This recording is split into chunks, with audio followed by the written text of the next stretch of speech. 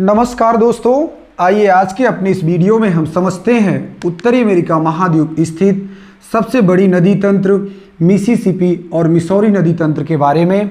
दोस्तों, जो उत्तरी अमेरिका महाद्वीप की सबसे बड़ी नदी है वह मिसिसिपी नदी है और इस मिसिसिपी की जो सबसे बड़ी सहायक नदी है इसका नाम है मिसौरी। दोस्तों, यह दोनों नदियाँ उत्तरी अमेरिका महाद्वीप में एक बड़े नदी तंत्र का निर्माण करती हैं। आइए हम लोग शुरुआत करते हैं, इन दोनों नदियों के संपूर्ण तथ्यों को जानने की एक कोशिश करते हैं। दोस्तों, जो मिसिसिपी नदी है इसका उद्गम सुपीरियर झील के पश्चिम में स्थित लेक इटास्का से होता है, जहां से यह नदी आगे प्रवाहित होती हुई दक्षिण पश्चिम दिशा की ओर बढ़ती है और इस पर एक बांध का निर्माण किया गया है जिसका नाम है केओकुक बांध। दोस्तों, केओकुक बांध का निर्माण किस नदी पर किया गया है? मिसिसिपी नदी पर किया गया है।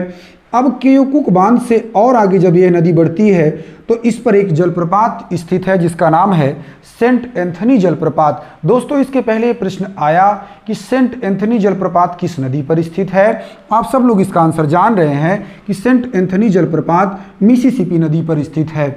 अब यह नदी सेंट एंथनी जलप्रपात से और आगे बढ़ते हुए जब आग प्रवाहित होती है तो सेंट लुइस शहर के पास पहुंचती है। दोस्तों, किस शहर के पास? सेंट लुइस शहर के पास। इस शहर के पास इसकी सबसे बड़ी जो नदी है, सहायक नदी मिसौरी नदी, यहाँ पर आकर मिलती है। मिसौरी और मिसिसिपी ये दोनों नदियाँ किस शहर के पास एक दूसरे से मिलती हैं? तो इसका आंसर है दोस्तों सेंट लुइस शहर के पास। अब दोस्तों, मिसौरी नदी के बारे में हम थोड़ा जानते हैं।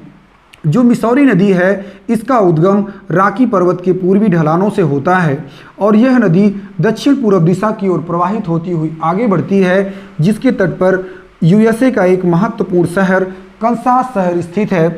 उसके बाद यह नदी और आगे बढ़ती है और जहां पर मिसिसिपी से सेंट लुइस शहर के पास यह नदी मिल जाती है।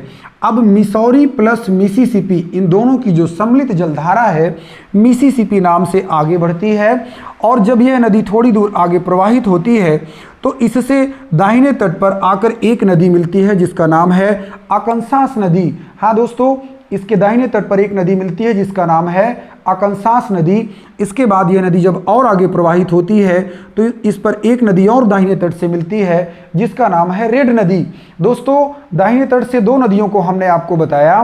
मिसिसिपी नदी पर दाहिने तट से मिलने वाली दो प्रमुख नदियाँ, पहला है अकनसास नदी और दूसरा है रेड नदी। अब दोस्तों, इसके बाद जब यह नदी और आगे बढ़ती है तो इससे बाएं तट पर एक नदी मिलती है जिसका नाम है टेनेसी रिवर। दोस्तों, इसका नाम है टेनेसी नदी।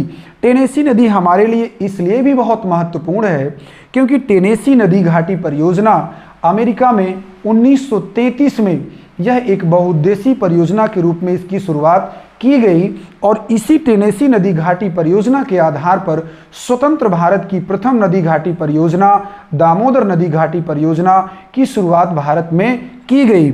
अब दोस्तों, टेनेसी नदी के मिलने के बाद मिसिसिपी नदी और आगे प्रवाहित होती है और अपने डेल्टाई क्षेत्र के थोड़ा पहले आप देखोगे कि इस पर एक झील स्थित है जिसका नाम है पोचेस्टियन झील। दोस्तों, यह झील बहुत इंपॉर्टेंट है हमारे लिए। पोचेस्टियन झील किस नदी पर स्थित है? और इसका आंसर है मिसिसिपी नदी पर। अब यह नदी मैक्सिको की खाड़ी में गिरने के पहले एक बड़े डेल्टा का निर्माण करती है। दोस्तों, मैक्सिको की खाड़ी में गिरने के पहले मिसिसिपी नदी एक बड़े डेल्टा का निर्माण करती है और यह जो डेल्टा है पंजाकार डेल्टा है। दोस्तों, इस पंजाकार डेल्टा को हम आंगुल्याकार डेल्टा भी बोलते हैं। दोस्तों, इसके पहले हमने जब नील नदी को पढ़ा था तो हम लोगों ने देखा था कि नील नदी किस प्रकार का डेल्टा बनाती है? चापाकार डेल्टा बनाती है। और यह नदी किस प्रकार का डेल्टा बना रही है? यह नदी बना रही है पंजाकार डेल्टा। दोस्तों, इन दोनों डेल्टाओं को बहुत अच्छे से याद करना है। इसके पहले दोनों से प्रश्न बने हैं कि नील नदी के मुहाने पर कौन सा बंदरगाह स्थित है? अलेक्जेंड्रिया बंदरगाह स्थित है।